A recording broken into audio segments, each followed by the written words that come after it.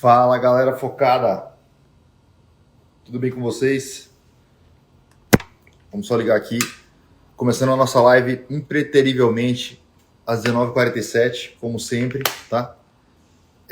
Queria chamar vocês para que chegaram agora, dar muito boa noite a todos e queria que todo mundo mandasse essa live para os amigos. Hoje a gente vai falar um pouquinho sobre entrevista, que é um tema super badalado, digamos assim, em relação a provas de fim de ano, em relação às ligas acadêmicas, e é um tema muito relevante e que muita gente acha que não tem assim como se preparar para a entrevista, que é uma coisa meio, não, é de boa, não, chega lá o que me perguntarem eu vou responder e tá tudo certo, e não é bem assim, né, que a banda toca. A gente sabe que existem maneiras de se preparar e as pessoas podem melhorar muito o seu desempenho se preparando para a entrevista antes. Tá? É uma coisa que as pessoas têm uma noção completamente equivocada de que a entrevista é um dom. É o cara que sabe falar, é o cara que poxa, é mais liso e consegue trocar uma ideia mais legal, é mais simpático, é mais bonito, e não tem nada a ver com isso. Na verdade, tem muito mais a ver com a preparação técnica, assim como acontece com as demais etapas do processo seletivo, né? Seja ele uma prova, uma apresentação de aula, uma entrevista. Essas etapas são técnicas e a entrevista não é diferente disso, tá? Então hoje a gente vai falar um pouquinho sobre esse tipo de preparo. É só um tempo para o pessoal entrar aqui e daqui a pouco a gente vai entrar de fato no nosso tema principal. Mandem as dúvidas de vocês, eu vou estar aberto a responder essas dúvidas. Eu recebi algumas dúvidas na caixinha de pergunta de hoje e dessa caixinha a gente vai tirar algumas respostas também sobre como falar, como se posicionar numa entrevista para que você possa ter o melhor desempenho possível. Tá? O pessoal está entrando aí. Daqui a pouco a gente vai começar. Vou dar só mais um minutinho aí para quem quiser entrar. E a gente vai direto para o nosso tema, falar sobre entrevista em prova de residência, em liga acadêmica, uma entrevista para uma vaga na medicina, tá? E na cirurgia, principalmente. Então, tem algumas peculiaridades disso que eu vou ressaltar hoje aqui e eu acho que vai ser bem produtivo. Beleza, vamos lá. 3 minutos de tolerância. Vamos começando aqui. E é o seguinte, eu vou falar hoje sobre como se preparar para a entrevista, e aí eu vou focar na nossa entrevista cirúrgica. Por que eu estou falando isso? Existe diferença, Marcelo, entrevista cirúrgica e entrevista clínica? Primeiro, eu tenho experiência para falar sobre a entrevista cirúrgica. Eu nunca participei de uma entrevista para uma vaga de clínico, ou nunca participei de uma banca de clínica médica ou de uma especialidade clínica. Então eu posso falar a respeito do que se procura numa especialidade cirúrgica. Então eu vou falar especificamente disso. Então, se você quer ser reumato, você vai aproveitar com certeza as dicas que eu vou dar aqui, mas talvez não sejam tão específicas quanto se você quer ser oftalmo, otorrino, cirurgião, procure uma vaga cirúrgica. Então, a ideia aqui é justamente esclarecer esses pontos. Então, a vaga de cirurgia tem algumas peculiaridades em relação à clínica, porque começa pela seleção. A gente seleciona um perfil diferente. O cirurgião, de uma maneira geral, tem um perfil diferente do clínico, um perfil de posicionamento, de comportamento, de atitude, e que isso vai, de certa forma, tocar ou não o seu avaliador no momento da sua entrevista. Isso pode ser decisivo para você passar ou não passar nessa seleção de acordo com o seu comportamento e com a sua postura nessa vaga. Tá? Então, a primeira coisa é isso. Hoje a gente vai falar hoje sobre como se posicionar numa entrevista de cirurgia. Tá? A segunda coisa é que é muito importante a gente salientar por que Marcelo que veio falar, né? Por que não foi João, ou o time, ou Laura. A gente sempre tenta buscar quem teria mais afinidade para falar de cada tema, e eu estou falando aqui porque eu não estou falando coisas que eu necessariamente acho, que eu acho bacana, que eu acho legal. Eu já fui aprovado em uma das principais residências do país, já fui reprovado de outras principais residências do país, então eu já tenho as duas experiências. Eu já participei de banca de liga, já participei de banca de residência médica, então eu participei durante 2 anos das entrevistas da cirurgia plástica, da arguição de currículo, do que é valorizado, do que não é valorizado. Então, o que eu estou falando aqui não é baseado somente no que Marcelo acha, no que Marcelo acredita que é legal responder, no que Marcelo acha que é bacana falar para o avaliador no dia da entrevista, mas sim o que eu aprendi ao longo de todos esses anos, sendo aprovado e reprovado em outros processos seletivos de entrevista, e também participando do outro lado, estando do outro lado da banca de residência, realizando a revisão dos currículos, realizando a arguição dos candidatos. Eu já participei de arguição de candidatos de vagas estrangeiras, por exemplo, que vieram para o Brasil para se especializar em cirurgia plástica e passavam por uma arguição de currículo, na qual a única etapa da seleção era currículo e arguição, ou seja, valia 100% da seleção. E já participei de situações em que você estava num processo seletivo de residência, no qual a gente entrevistava o candidato para saber se ia desempatar ou não, uma coisa que estava praticamente empatada ali, muito pau a pau, e a entrevista que ia decidir quem ia ser aprovado, quem não ia ser aprovado. Então, quem não valoriza essa etapa da entrevista também está vacilando nesse sentido. É uma etapa que, em muitos casos, é decisiva. De fato, ela pode não ser tão pesada assim para o cara que passou para a segunda fase em último e para o cara que passou para a segunda fase em primeiro, mas ela pode ser muito decisiva para aqueles 3, 4, 5 candidatos que estão dentro das vagas e para os 3, 4, 5 candidatos que estão fora das vagas ali imediatamente, porque é muito cabeça a cabeça essa seleção, é muito equilibrado. Então chegar nessa hora bem preparado faz toda a diferença, tá? Então é isso que eu queria falar para vocês antes de começar, por que Marcelo vai falar sobre isso e por que é importante considerar a entrevista cirúrgica. Então, a primeira coisa em relação à entrevista é que você precisa conhecer muito bem o seu entrevistador. Nem sempre você vai ter uma ideia exata, vai saber quem é. Quem vai me entrevistar é o professor A, B, C, D. Você não vai saber exatamente quem vai estar na sua entrevista. Mas você precisa conhecer o perfil geral de um entrevistador de uma área cirúrgica. Em geral, são pessoas objetivas, são pessoas que têm muitas pessoas para entrevistar. Então, o cara não está ali para fazer a entrevista de Marcelo. Marcelo chegou lá para a entrevista dele, tudo arrumadinho, tomou banho e tal, chegou feliz da vida, e o cara tem 20, 30 entrevistas para fazer naquele dia. Então, valorize o tempo do seu entrevistador, porque ele vai querer valorizar esse tempo. Então, seja sincero, seja assertivo, seja preciso no que você vai falar.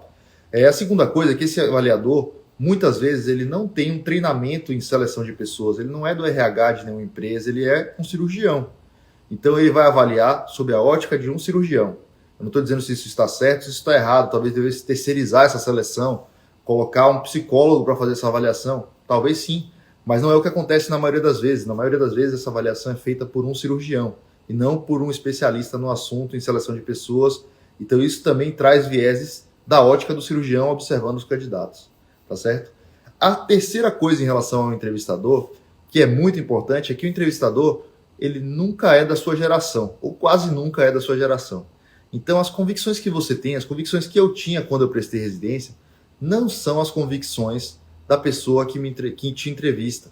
Eu vou contar uma história baseada totalmente em fatos reais aqui, na verdade, que foi a minha história.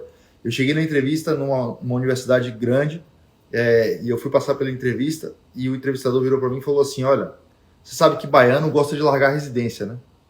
E eu falei: olha, doutor, eu não sei, não estou sabendo. Eu quero ser cirurgião, eu pretendo passar por todas as etapas que tem que passar, eu não vou largar minha residência, estou decidido do que eu vou fazer e eu vou continuar. E aí ele falou: mas tem sim, baiano tem fama de largar a residência e tal, e não sei o quê. Me deu o maior calor com isso, disse que baiano isso, baiano aquilo, ou seja, coisas que poderiam me irritar, me tirar da minha concentração, mas eu evitei entrar nesse embate regional aí, que eu não concordo, mas eu não podia brigar naquele momento, naquela situação. Fui reprovado nesse processo seletivo, e um amigo meu, grande amigo meu, que é um excelente médico, foi aprovado. Um cara da minha turma foi aprovado e tal, e depois eu fui fazer residência na USP. Esse meu amigo continuou lá, e no meio do ano ele abandonou a vaga e deixou o serviço desfalcado. Então o cara me preteriu ali e depois acabou que deu errado para ele mesmo, né? Mas não é isso que eu queria só ressaltar. O que eu queria mais ressaltar é como essa seleção pode ser por critérios que não são critérios de uma seleção de candidato como deveria ser, e por critérios às vezes da ótica de um cirurgião que não tem preparo para fazer essa seleção, mas acha que pode. E é isso que é assim que vai acontecer. Vocês vão ser entrevistados na imensa maioria das vezes por cirurgiões e não por entrevistadores de emprego, tá? Então pensem na ótica do entrevistador. Não tem jeito, não é que vocês vão mentir, mas pensem no que o entrevistador quer saber, no que ele quer ouvir, qual seria um perfil interessante. Por exemplo, esse cara quer formar pessoas para dar continuidade no serviço dele, ou para ele seria mais legal ele formar alguém que vai disseminar o nome desse serviço em outro lugar, montar um centro de referência em outro lugar e se posicionar como uma nova célula daquele serviço.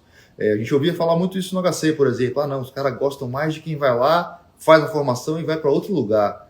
E tal. Os caras não querem competição.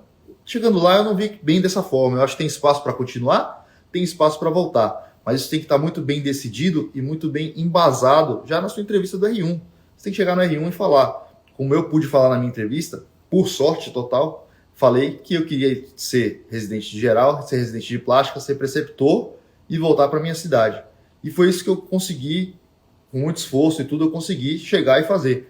Mas eu falei na minha entrevista do R1 isso com toda a humildade do mundo. Eu falo, olha, eu sei que não depende só disso. Não é só querer. Tenho várias etapas a cumprir, tenho que provar meu valor, mas se eu pudesse escolher o que eu queria, era isso que eu queria fazer. E aí, assim você consegue se colocar de uma maneira que o cara entenda, poxa, esse cara tem objetivos de médio e de longo prazo também. Esse cara não é um menino que está perdido, não sabe se quer cirurgia ou quer outra coisa. Ele sabe o que ele está fazendo. Então, pensem em como o seu entrevistador vai olhar para vocês e o que seria interessante para ele. Não é que você vá se posicionar, vai mentir, vai falar, não, eu quero fazer a especialidade do entrevistador se você descobrir. Não é isso. Mas você pode responder de maneira a preencher critérios e para o cara falar, olha, legal, esse cara aí tem perfil para estar aqui na nossa instituição, eu acho que vai trazer um valor legal esse residente, ele não vai me causar problemas e vai agregar no serviço aqui nos anos que ele permanecer aqui, tá certo? Então, pensem no entrevistador, ele não é da sua geração e ele não é preparado para selecionar pessoas, ele é um cirurgião, ou mais de um cirurgião, então fiquem atentos com isso, tá? Por isso também que eu queria começar logo a entrevista falando sobre um critério que a gente é polêmico, muita gente pode se chatear comigo, pode achar que não é, mas eu vou falar de um fato. A interpretação desse fato cabe a vocês, cabe a mim, cada um vai interpretar de uma maneira, mas via de regra, os cirurgiões que não são da geração de vocês ou não são da minha geração, que são mais antigos, eles são pessoas, de uma maneira geral, conservadoras do ponto de vista hierárquico, do ponto de vista de disciplina, de chefia, de respeito à ordem. Então, se posicionem dessa maneira.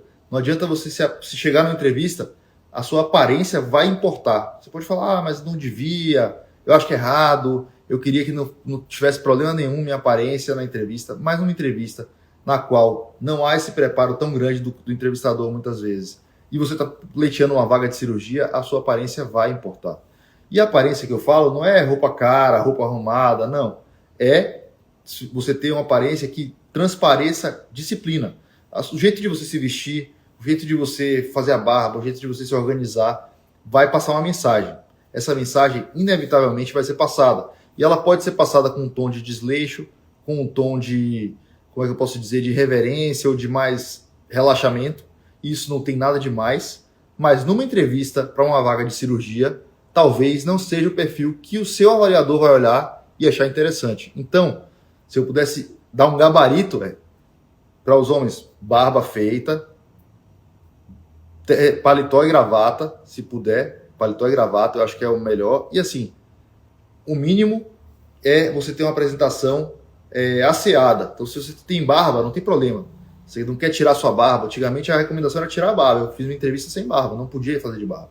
Mas eu acho que hoje não cabe mais isso. Algumas coisas foram evoluindo. Então você pode deixar sua barba, mas deixa sua barba bem feita. Faz a barba na véspera ou no dia. Deixa o negócio alinhado. Se você tem um cabelo mais longo, alguma coisa, não é nada contra o seu cabelo.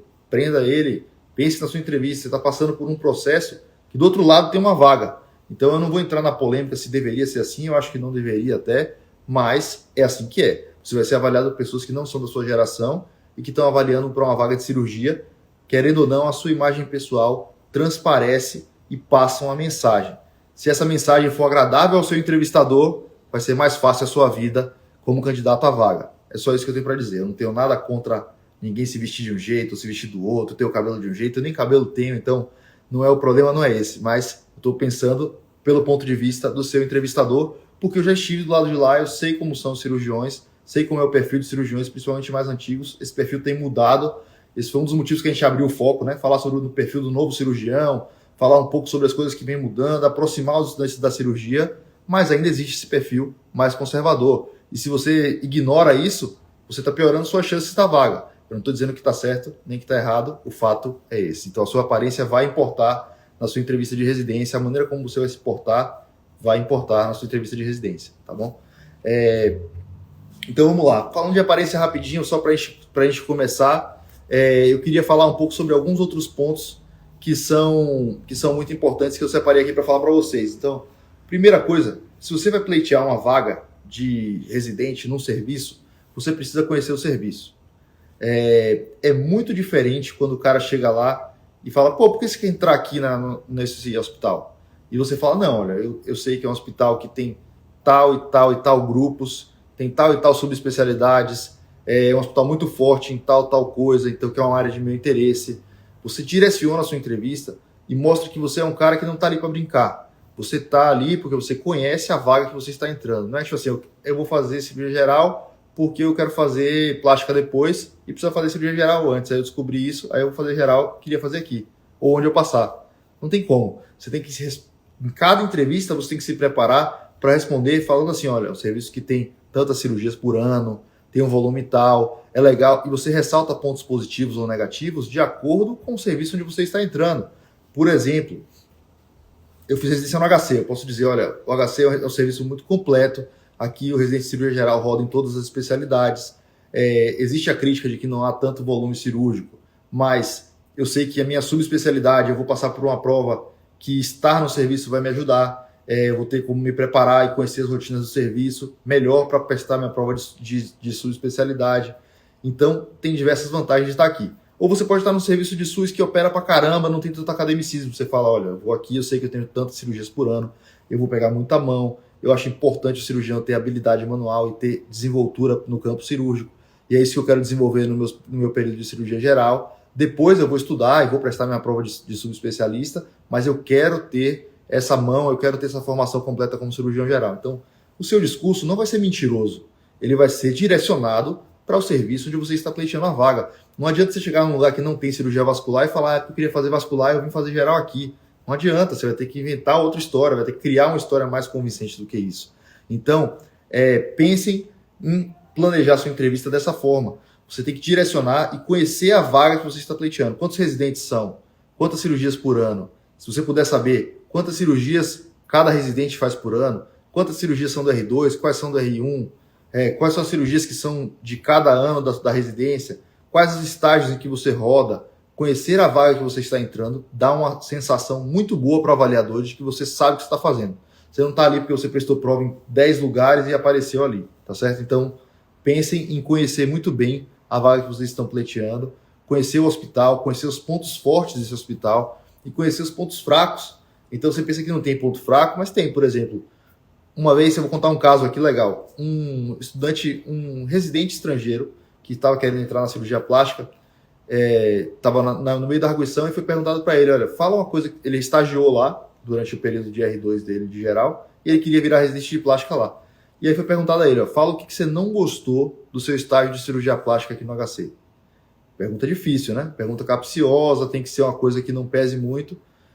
E aí ele respondeu a seguinte resposta que foi muito legal. Ele falou assim, olha, eu acho que o centro cirúrgico é subaproveitado. Demora de rodar a sala e por isso a gente deixa de fazer muitas cirurgias que poderiam ser feitas no mesmo dia, porque demora de trocar, demora de limpar, demora de tirar um paciente, colocar o outro. Então, existem boas respostas mesmo para coisas negativas. Pense nelas e seja educado se você for criticar alguma coisa do serviço, claro. Né? Não pode chegar e falar, fala uma coisa que você não gostou. Eu não gostei porque o ambulatório é muito cheio. Tipo, não existe isso. Então, você tem que buscar pontos negativos, de preferência que estejam alinhados com o próprio interesse do serviço, coisas que seriam uma melhoria para o serviço, mas que mostram que você não está ali só assistindo cirurgia, só passeando e olhando no seu celular. Você está observando o funcionamento do serviço de fato numa visita, você sabe como é que é importante essa rotação de sala, enfim. Tem coisas que você pode se posicionar de uma maneira inteligente, mesmo se for solicitado a você fazer alguma crítica ao serviço pelo que você conhece. Então, conheça a vaga, é fundamental isso, tá? Conheça a vaga que você vai pleitear. A terceira coisa, desculpa, falando da aparência, falando sobre conhecer a vaga que você vai entrar. Então, a terceira coisa é que você precisa ter um currículo bem feito. Seu currículo vai precisar estar impresso.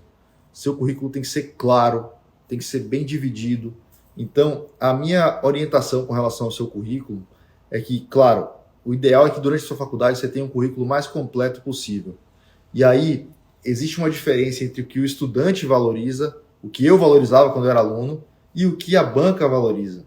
Isso é muito importante. Então, alguns serviços têm, inclusive, um barema, tem, inclusive, a pontuação para cada item, tá? E é legal você acessar isso antes, até mais novo mesmo, no terceiro, quarto ano, fala com o cara do sexto ano, pô, velho, queria dar uma olhada como é que é o edital da USP. Essa pontuação está no edital. Se você pegar o edital de residência médica de qualquer serviço, ele vai ter lá qual é a pontuação. Então, por exemplo, Sua faculdade tem hospital próprio, isso vale 1 ponto. Não tem, vale menos. Sua faculdade tem internato de 2 anos, acho que hoje muito raro ter internato de 1 ano e meio, mas antigamente era comum internato de 1 ano e meio. Então, tem pontos que você já tem só por estar numa boa faculdade. Mas fora isso, você tem que olhar o que vai pontuar dentro desse barema, né, desse esquema. E aí você consegue se posicionar de modo a preencher esses critérios e ter um currículo um pouquinho mais completo. Mas dentro do que você tem, que o importante é isso, né? Chegando na hora da entrevista, o importante é o que você fez, o que você não fez, paciência.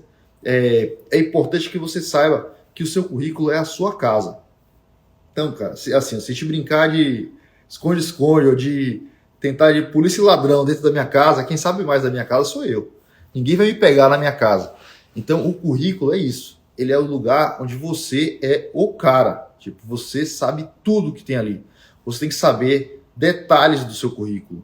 Ele tem que ser estudado. Ah, não precisa estudar, é só responder o que me perguntarem. Não, seu currículo tem que saber de ponta a ponta. Você tem que falar, olha, cada atividade que tiver no seu currículo, você tem que saber por que foi interessante fazer, por que não foi interessante fazer, por que você achou que foi legal fazer parte de tal liga, por que você achou legal fazer tal estágio voluntário, o que você aprendeu em cada atividade dessa. Se tiver um trabalho científico, você precisa saber esse trabalho inteiro. Você vai ter que parar e ler o seu próprio artigo. Mas, Marcelo, eu participei da confecção do artigo, eu coletei dados, eu fiz a revisão de literatura. Falei, tá bom, mas você lembra especificamente quantos pacientes tinha em cada grupo do seu artigo? É muito diferente. Se o cara pergunta para mim, Marcelo, esse trabalho aí que você fez? Você fala, fiz esse trabalho aí, foi legal, a gente publicou, saiu numa revista bacana, fiquei muito feliz. É uma resposta. Outra resposta é, poxa, esse trabalho foi um trabalho, não era nada demais do ponto de vista metodológico, mas foi um estudo descritivo, no qual a gente separou 2 grupos e a gente pareou por idade, e a gente comparou 140 crianças de um jeito com 147 crianças do outro, e a gente observou que havia uma diferença estatisticamente significante em tal resultado. Olha como é diferente, olha como você está sendo específico, falando, olha, esse cara entendeu. Quando eu falo isso aí, eu estou resumindo, na verdade, todo o processo de produção científica. Eu estou olhando, o examinador ali, naquele segundo, ele olha e fala, não, esse cara aí sabe o que ele fez mesmo. Ele fez a revisão, ele ajudou a escrever o trabalho, ele sabe quais foram os achados, por que o trabalho foi relevante. Ele não só coletou dados e jogou para o superior dele escrever o trabalho, não. Ele participou realmente da confecção daquele trabalho. Então, é muito diferente uma coisa da outra. Se você chegar lá e dar uma resposta específica, é muito diferente. Então, na minha faculdade, minha mãe e meu pai são médicos.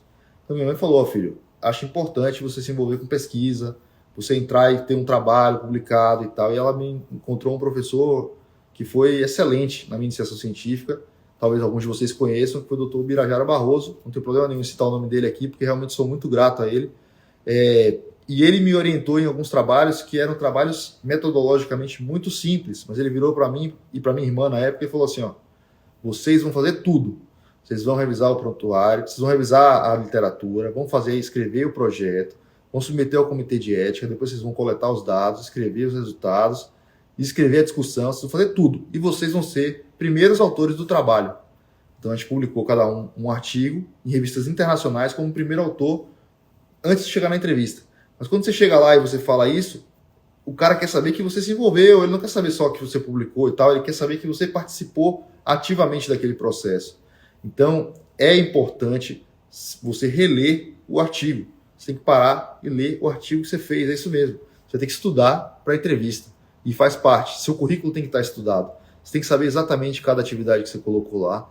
Tem que saber exatamente por que foi bom, por que foi ruim, o que você aprendeu, para você saber defender o seu currículo.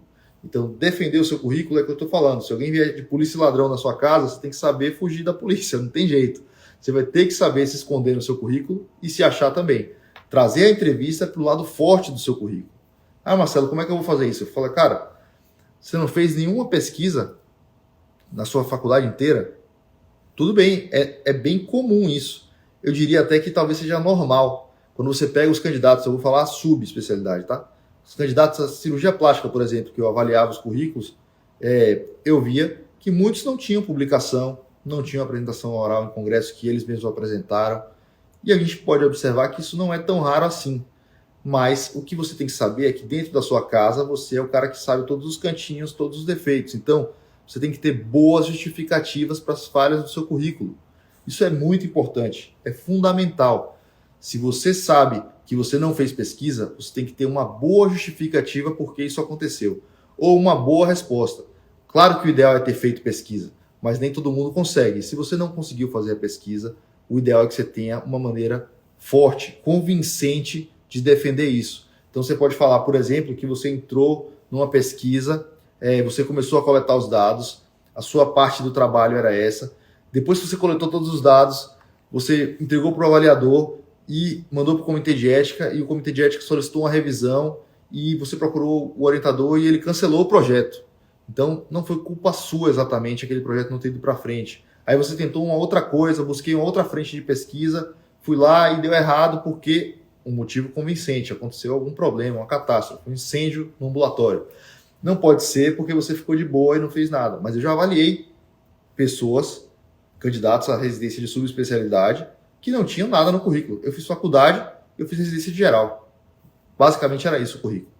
E é impressionante, você fala, meu Deus, o que essa pessoa estava fazendo durante 8 anos de formação médica, né? Todo mundo faz alguma coisa, faz uma liga, faz um estágio, faz uma coisa, não tinha nada. Tinha praticamente, você espremia assim o currículo, saía. Faculdade e residência. Então evitem de chegar nessa hora com esse currículo. Tente fazer um currículo mais completo, que tenha extensão, que tenha pesquisa, que tenha atividades até de ensino, mas que você tenha uma formação completa, tá? Se não tiver, saiba defender. Esse é o ponto. Então você tem que saber defender. Poxa, eu fiz um trabalho de pesquisa, mas não publicou porque é isso, isso e isso. Ou então eu tive uma apresentação oral em congresso, mas eu não consegui apresentar porque tinha um residente, acabou que o residente ficou como primeiro autor, ele precisava disso para o TCC da residência dele, então foi ele que fez essa apresentação, mas foi legal porque eu participei da elaboração do projeto, fiz tal e tal coisa, eu aprendi como é que faz tal passo da pesquisa, e ele apresentou no congresso tal, e beleza. Isso não tem problema nenhum, mas saiba defender o seu currículo, saiba explicar por que foi bom, saiba explicar por que não foi bom, como você aprendeu. A outra coisa é aproveite as oportunidades. Então, às vezes a gente pensa assim, poxa, mas eu não estou num grande centro de pesquisa e tal. Cara, aproveite as oportunidades que o seu lugar te dá. De repente você não tem 1000 pesquisadores na sua universidade, na sua faculdade, mas tem um cara que desenrola, que faz com regularidade. Cola nele. Isso é outra dica que eu vou te dar. Não adianta você procurar fazer pesquisa com um cara que não faz muita pesquisa, que não tem regularidade. Procura alguém que publique bastante. Procure alguém que vai ter volume de publicação e que vai sobrar uma coisa para você liderar, ou pelo menos para você participar ativamente, seu nome entrar, e aí você vai construir o seu currículo. Então, minha dica sobre currículo é essa. O currículo é a sua casa. Na sua casa, ninguém pode te pegar. Você tem que saber mais da sua casa do que qualquer outra pessoa. Então, não tem como o cara te perguntar uma coisa e você não saber quando foi a época que você fez aquele estágio. Ou ele te perguntar, pô, por que você não fez extensão de tal coisa e você não tem uma boa explicação para algum defeito que você tem no seu currículo. Você tem que olhar para ele e falar, ponto forte está aqui, aqui, aqui. Se aparecer, eu vou ressaltar. Os pontos fracos estão aqui, aqui, aqui. Se aparecer na entrevista, eu vou minimizar de uma certa forma, mas justificar de maneira convincente. Então, o currículo é fundamental na hora da entrevista. Conheça seu currículo a fundo, ele vai ter que ser estudado, tá? Beleza. E aí a gente vai entrar agora numa fase sobre algumas perguntas que são muito, muito comuns na entrevista e que as pessoas às vezes se passam e acham que na hora eu vejo o que eu respondo. Quando me perguntarem, na hora eu vou dar um jeito lá. Então, o que o entrevistador quer de um residente? O que um cara de uma liga quer de um novo membro da liga? Tirando essa parte de, não, é meu amigo, não sei o quê, não quero saber disso. Eu quero saber o que você triaria num desconhecido que faria o seu olho brilhar, que faria você ficar realmente empolgado com selecionar aquela pessoa. É isso que você tem que buscar para responder. Então, para isso, você não pode pensar só em o que você quer. Não, porque eu quero entrar aqui, porque aqui tem muita cirurgia, eu vou operar muito, e vou ficar muito bom, e eu vou ser um grande cirurgião. Tá bom, mas isso aí é tudo para você. O que você vai entregar? O que você vai contribuir no serviço? O que você acha que você tem de bom que vai fazer a gente crescer aqui como serviço? Ou como é que você fala, poxa, mas o residente não vai fazer ninguém crescer. Mas você fala, velho, como é que você vai contribuir? Como é que você vai não atrapalhar? Como é que você vai agregar nesse serviço que você está entrando? Então, essa é uma reflexão muito importante para ser feita antes de entrar numa entrevista de residência, tá? E aí eu queria falar finalmente aqui sobre algumas perguntas que toda hora aparecem e sempre o pessoal se enrola, tá? São perguntas que caem muito em banca de residência por causa até desse despreparo do entrevistador, às vezes, acaba caindo muito, e aí o cara fala, pergunta isso, pergunta aquilo, e elas se repetem nessas entrevistas, então vocês não podem se atrapalhar com perguntas assim. A primeira delas, eu acho que é a número 1 disso aí, seria qualidades e defeitos. Cite tantas qualidades, cite tantos defeitos. Qualidade é fácil, né? A pessoa já pensa, fala 2, 3 qualidades ali, tem 1 milhão que seriam úteis para um residente de cirurgia geral. É muito fácil de selecionar, eu sou proativo, eu sou um cara de grupo, tem muitas, né? Infinito, sou competente, sou responsável, sou pontual, tem milhares de qualidades. Só não vai dizer sou honesto, porque honestidade é obrigação, não é qualidade, tá, gente? Mas o resto, vocês podem escolher, praticamente jogar para cima e selecionar 3 e vocês vão falar e vai dar bom. Desde que vocês tenham um bom desenvolvimento dessa resposta. Então é aí que está a diferença. O diferencial da qualidade e do defeito não é a palavra da qualidade ou a palavra do defeito. É o desenvolvimento da resposta. É você desenvolver melhor qual é a sua qualidade. Eu sou bom de grupo. Por quê? Porque eu jogo futebol. Não, cara, você tem que desenvolver melhor isso. O que você fez que te mostrou e que te levou a pensar que você é um cara bom de grupo? Isso é o diferencial entre você falar qualidades e defeitos. Porque qualidade você pode pegar 3, jogar para cima, que todo mundo acha 3 qualidades importantes para um residente. Basta dizer isso, sou pontual, sou responsável, sou organizado. Acabou. Então a qualidade é muito fácil, mas o legal é você pensar em algum desenvolvimento interessante, que possa ser interessante para quem está te ouvindo, tá? Defeito, aí a gente está num terreno mais pantanoso, né? Um terreno mais inóspito. O defeito é um negócio que ninguém gosta de falar, então você tem que escolher um defeito que seja um defeito real, mas não seja muito grande, e aí fica difícil, né? Então não vale vir com aqueles defeitos de sempre. Eu sou ansioso. Aí quando o cara vai explicar, piora, né? Ele fala, eu sou ansioso porque eu quero que tudo rápido, e aí eu quero fazer tudo rápido, então eu acabo ficando ansioso e querendo acabar tudo rapidamente, e aí quando não ando eu fico ansioso e quero dar um jeito de acabar rápido. Piora, né? Porque o cara fala, a ansiedade dele faz ele resolver as coisas rápido e ser muito veloz, e, tipo, é uma qualidade, nossa. Ou então eu sou perfeccionista. Não dá, né? Perfeccionista não dá mais. Devia ser proibido. Eu sou perfeccionista, eu gosto de tudo perfeito, e aí eu perco tempo fazendo as coisas perfeitas e tal. E aí, por mais que o cara saiba que feito é melhor que perfeito, ele nunca vai dizer, não, é melhor o cara que faz rápido, faz nas coxas, do que o cara que faz perfeito. Então, perfeccionista não é defeito, tá? Uma dica em relação ao defeito é que a gente sempre tenta rotular em uma palavra. E esse rótulo em uma palavra, ele é perigoso. Então, por exemplo, quando você coloca uma palavra só, você limita um defeito ali que resume muita coisa. Então, vou dar um exemplo para você, tá? Se o cara chegar lá e falar, olha, eu tenho um problema, eu sou desorganizado. Cara, essa palavra é pesadíssima, né? Não dá para usar desorganizado numa entrevista de vaga nenhuma. Desorganizado reflete tanta coisa ruim que não consigo nem começar. Desorganizado, o cara que é desorganizado, ele vai perder documentos, ele vai se atrapalhar no registro de prontuário, ele vai confundir exame de paciente, ele vai operar o paciente errado, vai marcar o membro errado para operar. O cara desorganizado, ele não tem fim. Então, às vezes tentar rotular em uma palavra o defeito pode ser perigoso. Às vezes é melhor você procurar descrever o defeito. Descrever o defeito em vez de falar, olha, eu sou atrasado. Você não precisa falar que você é atrasado. Você pode falar descrevendo isso. Por exemplo, você pode falar, por exemplo, assim, olha, eu respeito muito os prazos, mas eu tendo a deixar as coisas para a última hora. É uma característica minha isso.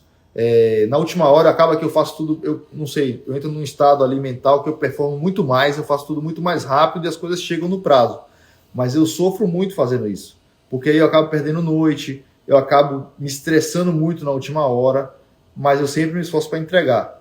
Isso é desorganização, isso é um problema talvez em relação à pontualidade, é um problema iminente, se não for atual, mas é um iminente problema em relação à pontualidade. Mas olha como a descrição de uma pessoa que deixa as coisas para a última hora é melhor do que meter um rótulo, eu sou desorganizado. A descrição fica mais leve e fica mais específico do que você quer falar. Não dá para falar alguns defeitos do tipo, como eu já ouvi em entrevista, eu tenho dificuldade para aprender. Mas eu dou um gás e chego lá aí já era, né? Quando você tenta explicar, piora tudo. Porque não dá para você ter dificuldade de aprender na residência de cirurgia geral. Na residência cirúrgica, seja qual for. Você tem que aprender rápido. Você tem que usar isso como uma qualidade. Olha, eu aprendo muito na prática. Isso é uma qualidade excelente para um cirurgião. Então, você precisa ter esse cuidado com os defeitos, de talvez não rotular, porque o rótulo resume muita coisa e muita coisa ruim numa palavra só. Tipo, eu sou desonesto, eu sou desorganizado, eu sou atrasado, eu sou preguiçoso. Resume coisas muito graves em uma palavra só, né? E às vezes você descrevendo, você consegue atenuar um pouquinho isso. Então, sobre qualidades e defeitos, era isso que eu queria falar para vocês. É uma pergunta que é recorrente em entrevista de liga, entrevista de residência, talvez nem devesse ser, né? Porque fica meio essa coisa que eu te falei, você pega as qualidades, escolhe 3, joga para cima e tanto faz. E os defeitos, você fica dando esses defeitos meio fake e tal, então acaba que essa pergunta não mede muita coisa. Mas se te perguntarem, é legal que você não se aperte com ela, porque ela aparece tanto que deixa ela na manga ali. Você já fala, ó, se perguntar isso aqui, eu já tenho a resposta, e só vou dar o play e vai sair minha resposta e vai ser convincente. Tá? Então acho que é uma pergunta para não se enrolar. Outra pergunta que pode enrolar muito é por que você? Por que eu tenho que escolher Marcelo e não tenho que escolher Lucas ou João? Por que você que tem que entrar nessa vaga de residência? E acaba que é a mesma coisa, né? É uma resposta muito... Você vai falar sobre as suas qualidades, sobre a sua vontade de entrar no lugar. O que eu acho que nessa pergunta é mais uma coisa sentimental que importa, que é não hesitar. Você não pode balançar, ficar, não sei, tem muita gente boa e tal. Você não precisa passar por cima de ninguém, mas você tem que estar bem seguro de por que você deve ser selecionado para essa vaga. Por que você vai agregar, então é um diferencial, não é? Por que você? Porque eu quero muito, porque meu pai fez residência aqui, eu queria fazer também.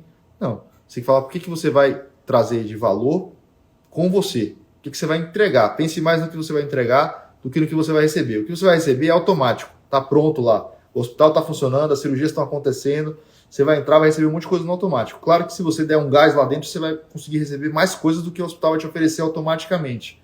Mas o hospital já está funcionando sem você. Então, pense como você pode melhorar esse hospital ou melhorar esse serviço com você entrando e pense e não deixe faltar vontade na sua resposta. Não pode hesitar e faltar aquela querência. Você tem que falar, velho, ninguém quer mais do que eu, sou eu que sou dono dessa vaga, não tenho nada contra ninguém, tem muita gente boa prestando, mas é isso, a vaga é minha porque é ABC. Não pode hesitar, entendeu? Então, passe o sentimento de segurança, sem arrogância, sem passar por cima de ninguém, porque esse é o caminho da resposta do porquê você. Você não vai conseguir falar porque você, não, porque eu sou assim assado, eu tenho um filho, eu preciso entrar. Não tem como você fazer uma resposta que vai constranger o entrevistador a te colocar. Então, faça o melhor que você puder em termos de vontade, em termos de dedicação, em termos de entregar alguma coisa ao serviço, tá certo? E tem uma outra pergunta que também é recorrente nas entrevistas que a gente vê muito, que é a coisa do médio e longo prazo. A gente fica tão imerso ali, né, no nosso 6º ano, na hora de fazer uma prova como essa, a gente fica tão mergulhado ali, falando, eu só estou estudando para residência. Todo tempo livre que você tem, você vai estudar. Você chega em casa de noite, no meu R2 eu chegava em casa às 7h30 da noite, dormia até 8h30 para estudar até meia-noite e dormir de novo. Então, assim, porque eu não conseguia estudar às vezes direto, então eu dormia um pouquinho para acordar para estudar. Então, é um momento que você está tão imerso ali naquela situação de prova e de entrevista, que você não consegue abstrair e fazer planos maiores do que passar na residência. Qual é o seu plano? Meu único plano é passar na prova. Meu único plano é entrar na residência ano que vem. Você vive pelo ano que vem ali. Mas é importante que você, na hora da entrevista, elabore um plano de médio, longo prazo, 5, 10 anos na frente, quem você quer ser, o que você quer fazer. Passando naquela vaga, o que isso vai abrir de porta para você, o que isso vai te proporcionar e o que você vai fazer de útil com essa oportunidade. Então, acho que a chave é essa. O que você vai fazer de útil com essa oportunidade? Você fala, cara, já conversei com muita gente fazendo, por exemplo, prova de estágio após a residência. Então, a gente acabava a residência de plástica e tinha os fellows fazendo prova para ser fellow do serviço lá no HC. Então, por exemplo, o cara quer ser fellow de microcirurgia, ou quer ser fellow de órbito palpebral, quer ser fellow de rinoplastia. Imagina essa situação. Tem lá 10 residentes, 11 residentes, né, com 2 estrangeiros, 9 residentes brasileiros, pleiteando 3 vagas de residência de estágio na rinoplastia, por exemplo. Cara, a tendência da galera achar, não, aqui é todo mundo igual, os caras que vão escolher, deixar para eles e tal, é muito grande. E você tem como falar pro cara assim, olha, essa vaga tem que ser minha porque eu vou voltar para Salvador, e lá em Salvador não tem nenhum microcirurgião, eu vou começar a fazer microcirurgia lá, e eu vou desenvolver um serviço de microcirurgia que vai formar residentes, que vai ser um novo centro no Nordeste, uma referência regional na microcirurgia. Estou dando um exemplo hipotético. Mas a ideia é que você pense no médio e longo prazo do que você está fazendo ali na prova de residência. Apesar de ser uma coisa hiperaguda, uma coisa que você está totalmente envolvido. Você abaixa a cabeça, nem tira para respirar, né? Vai remando, até chegar lá, até passar a prova, você não respira.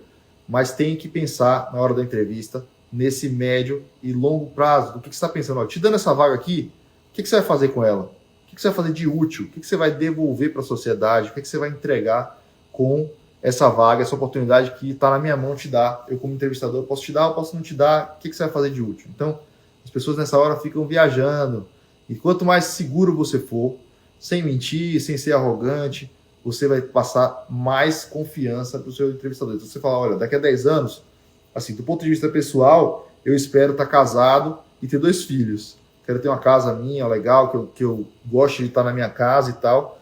E do ponto de vista profissional, a minha expectativa é que eu, depois de ter feito geral aqui, eu possa continuar no serviço, fazendo tal residência, fazer um fellow, eu gosto muito de tal e tal área, ainda tenho muito a ser exposto aqui na residência, então não quero fechar as portas para a minha decisão nesse momento, mas eu queria fazer um fellow e queria ir para a minha cidade fazer tal coisa que lá não tem, que eu queria desenvolver, ou então eu queria criar um serviço, não sei, eu queria criar um serviço de ortopedral para a população asiática, eu sou asiático, eu queria ter um serviço para tratar as alterações ortopedrais dessa população, ou então, enfim, você pode ter uma resposta boa para isso, variada, ela não precisa ser exatamente a mesma a todo mundo, mas tem uma resposta pensada. E o cara fala assim, pô, esse cara é organizado, ele está pensando na prova de residência aqui, mas ele também tem objetivos de médio prazo. Isso passa uma sensação boa para quem está te entrevistando, tá? Como última dica, e essa é talvez a mais absurda delas, eu vou falar o seguinte, não brigue com o avaliador. Isso parece tão bobo quanto existe e acontece, tá? Então não brigue com o avaliador. Você fala, mas eu não vou brigar com o avaliador, cara. O cara tá me entrevistando, como é que eu vou brigar com o avaliador? E aí o cara chega lá e fala uma coisa que você não gosta, uma coisa xenofóbica, uma coisa machista, uma coisa homofóbica, enfim. Se você está pleiteando a vaga ali, o seu entrevistador ele é só um obstáculo, ele é só uma ponte para você entrar lá, tá? Então, você tem que ter o sangue frio e a maturidade de não brigar com o avaliador. Isso existe, ó, eu fiz CPMED, então mais um motivo para eu estar aqui falando para vocês sobre isso. No CPMED tinha uma aula de entrevista, e o cara chegava lá e pegava o nordestino, e a primeira coisa que ele falava era arregaçar, falava assim, você veio de jegue, por que você veio fazer prova aqui?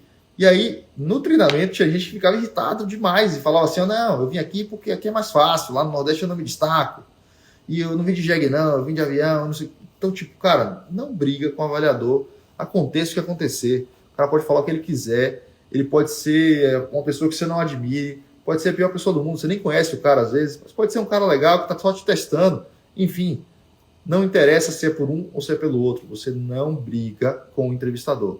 Você fica de boa, na sua paz, não precisa concordar com o que ele falou nem nada, mas você não pode pegar ar, não pode ficar irritado, não pode demonstrar nervosismo, irritação numa entrevista como essa. Você está ali no momento mais feliz da sua vida, buscando a vaga que você quer, querendo continuar a sua carreira, perspectiva de futuro enorme, você está começando, você tem um leque de oportunidades imenso para você. Não deixa alguém que falou alguma coisa para te testar, ou porque o cara realmente acha uma coisa que é errada, mexer com você, mexer no seu humor, mexer no seu brilho. Então, fica na sua paz, fala assim, olha, cara, ninguém te pediu para você ir lá, você está lá por um mérito seu, você chegou naquela vaga porque você passou na prova, porque você passou na segunda fase, porque você colou naquela entrevista, então não precisa se chatear com nada que te disserem lá. Você tem que entrar blindadão, falar assim, olha, nada que falarem aqui hoje vai me tirar do sério. Pode falar o que quiser, falar que eu sou feio, que eu sou careca, fala o que você quiser, velho. Eu tô de boa aqui, meu objetivo tá ali depois de você. Eu vou atravessar você para chegar no objetivo.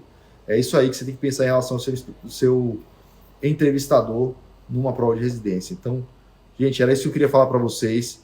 Se vocês tiverem alguma dúvida sobre entrevista, manda pra gente. O Foco vai ter o maior prazer em responder. Se quiser me mandar um direct, eu também estou totalmente à disposição. Eu espero que vocês tenham gostado da nossa live de hoje.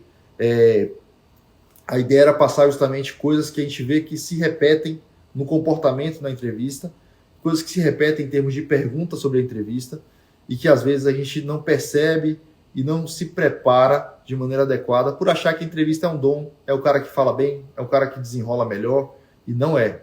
A entrevista é técnica. Você pode se preparar muito bem para a sua entrevista e ser convincente na sua entrevista.